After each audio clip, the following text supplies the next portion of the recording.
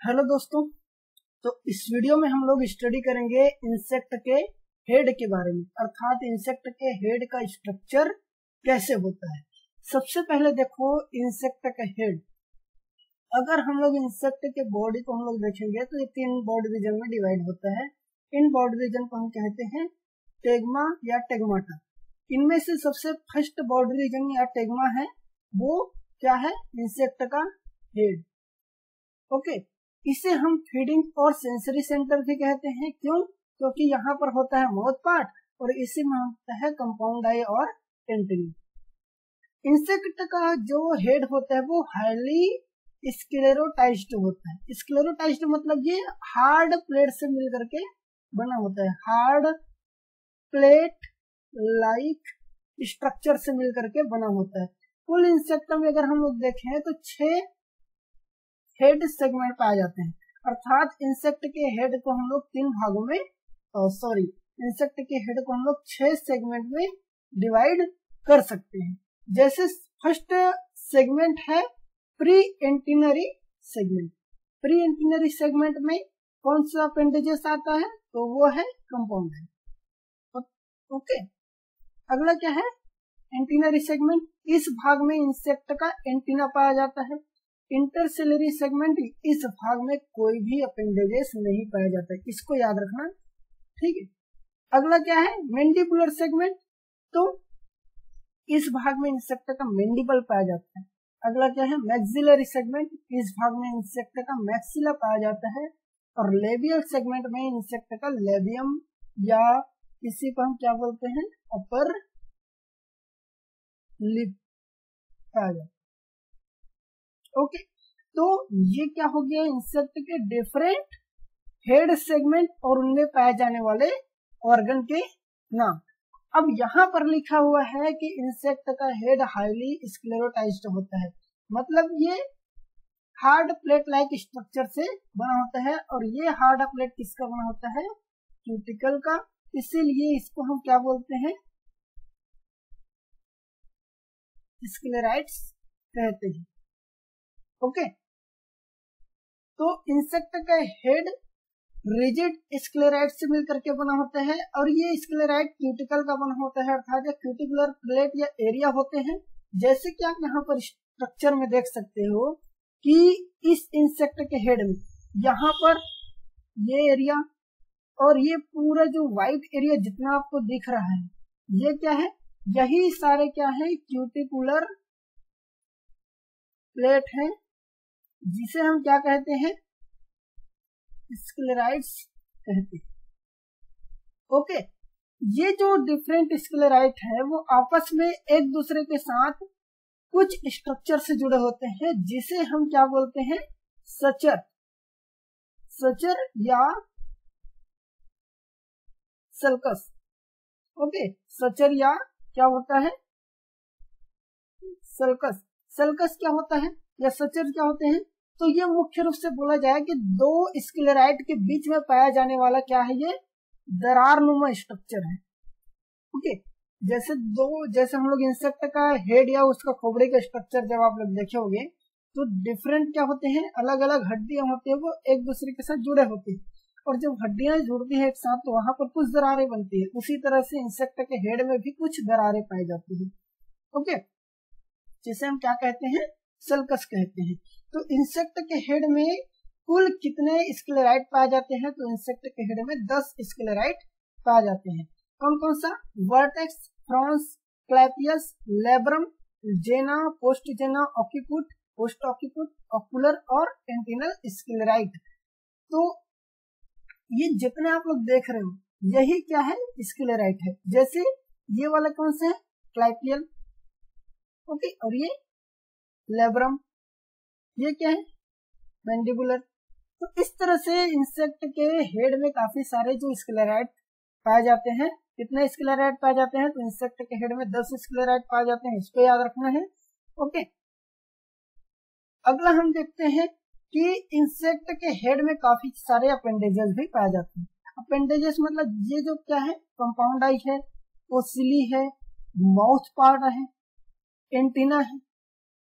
ये सारे अपेंडेजेस को हम लोग इंसेक्ट के हेड से हटा दें तो हमें केवल स्क्लेराइड से बना हुआ भाग मिलेगा, और उस स्क्लेराइड से बना हुआ भाग को हम क्या कहते हैं, क्रेनियम कहते हैं। अर्थात इंसेक्ट के हेड में पाए जाने वाले विभिन्न अपेंडेजेस को हटा देने पर जो स्क्लेराइड का बना हुआ भाग हमें मिलेगा उसे हम क्या कहेंगे, क्रेनियम कहेंगे। और ये जो स्क्लेराइड होते हैं वो एक दूसरे से कुछ क्यूटिकुलर लाइन या रिजेस से जुड़ा होता है, जिसे हम सचर या सल्कस कहते हैं। और इंसेक्ट के हेड में कुछ 8 सचर या सल्कस पाए जाते हैं। ओके, तो इंसेक्ट के हेड में कितने स्क्लेराइड पाए जाते हैं, तो 10। कितने दरारें या कितने सल्कस पाए जाते हैं, तो वो कितने पाए जाते हैं, 8। ठीक है, उन 8 का नाम याद रखना आप लोग को जरूरी नहीं है, याद रखना है केवल 2 सचर्स को, एक है इपिक्रेनियल सचर और दूसरा पोस्ट ऑक्यूपिटल सचर। इपिक्रेनियल सचर को हम लोग इक्डाइसियल सचर भी कहते हैं।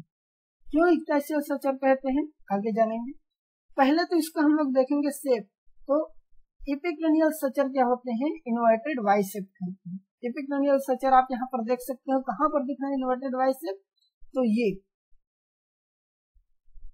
यही क्या है, इपिक्रेनियल सचर। ये इन्वर्टेड वाई मतलब वाई जनरली इस तरह से होता है, लेकिन इन्वर्टेड मतलब उल्टा वाई की तरह इसका संरचना हुआ है। जैसे ये क्या हो गया और ये 2 इसके आर्म्स हो गए। तो इस तरह से जो इपिक्रेनियल सचर होते हैं वो इन्वर्टेड वाई शेप के होते हैं। अगला क्या है, ये वर्टेक्स और फ्रांस को अलग अलग करते हैं। जैसे इस वाले भाग को क्या बोलते हैं, वर्टेक्स, और इस वाले भाग को क्या कहते हैं, फ्रांस। इन दोनों को अलग करने का काम कौन करता है, यही इपिक्रेनियल सचर करता है। अगला है इसका, इसे लाइन ऑफ वीकनेस भी कहते हैं, लाइन ऑफ वीकनेस या इक्डाइसियल सचर कहते हैं। पहले ये शब्द समझ लो कि इक्डाइसिस क्या होता है, या मोल्डिंग। इंसेक्ट को जब ग्रो करना होता है तो वो अपने बॉडी के जो बाहरी एक्सो स्केलेटन है, इसको वो हर कुछ समय बाद रिमूव करता है या छोड़ता है। उस प्रोसेस को हम लोग क्या कहते हैं, इक्डाइसिस कहते हैं। अर्थात शरीर के बाह्य त्वचा को त्यागना, ओके, ताकि वो इंसेक्ट ग्रो कर सके, उसे हम क्या कहते हैं, इक्डाइसिस। और इक्डाइसिस के टाइम में त्वचा त्यागने की जो प्रक्रिया होती है उसे हम क्या कहते हैं, मोल्टिंग। तो मोल्टिंग के टाइम में जब त्वचा को बॉडी से निकाला जाता है इंसेक्ट के द्वारा, तो वो प्रोसेस शुरू कहाँ होती है, वो इसी इक्डाइसियल लाइन से ही शुरू होती है। इसी इक्डाइसियल लाइन या इक्डाइसियल सचर से शुरू होती है। इसीलिए हम इसे लाइन ऑफ वीकनेस या सबसे कमजोर जगह कहते हैं। ओके, क्योंकि यहाँ से ही इंसेक्ट का त्वचा विभाजित होना शुरू होता है अपने नए त्वचा से। ठीक है, तो इपिक्रेनियल सचर को ही इक्डाइसियल सचर या इक्डाइसियल लाइन भी कहते हैं, इसी को लाइन ऑफ वीकनेस भी कहते हैं। ओके, अगला क्या है, post occipital suture. Okay, post occipital suture कहाँ होता है, ये देखो, ये क्या है, पोस्ट ऑक्यूपिटल सचर है। इसको ही क्या कहा जाता है, रियल सचर कहा जाता है। क्यों, क्योंकि यही जो सचर है वो इधर के भाग को हेड में और इधर के भाग को नेक या गर्दन में डिवाइड कर देते हैं। अर्थात इंसेक्ट के हेड में और थोरेक्स में विभाजित करने वाले भाग को हम क्या बोलते हैं, पोस्ट ऑक्यूपिटल सचर कहते हैं। ओके, इंसेक्ट का हेड और नेक किससे जुड़ा होता है, नेक मेम्ब्रेन से जुड़ा होता है। ठीक है, और तो इंसेक्ट के हेड और नेक, या इसी को हम बोल सकते हैं थोरेक्स को अलग करने वाले सचर का नाम क्या है, तो पोस्ट ऑक्यूपिटल सचर, और इसी को हम क्या कहते हैं, रियल सचर कहते हैं। अगला टर्म आता है सिफेलिक अपेंडेजेस। सिफेलिक वर्ड मुख्य रूप से यूज होता है हेड के लिए। ओके, तो इंसेक्ट के हेड में जो अपेंडेजेस या ऑर्गन्स पाए जाते हैं उसे हम क्या कहते हैं, सेफेलिक अपेंडेजेस। कौन कौन से अपेंडेजेस पाया जाएगा, एक जोड़ी कंपाउंड आई, 1 से 3 ओसिली और एक जोड़ी एंटीना। देखते हैं, देखो ये क्या है, कंपाउंड आई, ये क्या हो गया, एंटीना। यहाँ पर मैंडिबल है, लेब्रम है, यही क्या हो गया हमारा माउथ पार्ट। और यहाँ पर आप लोग को छोटा छोटा 3 गोलाकार स्ट्रक्चर दिख रहा होगा, यही क्या है, यही है ओसिली। 1 से 3 ओसिली पाया जाता है इंसेक्ट में, हेड में।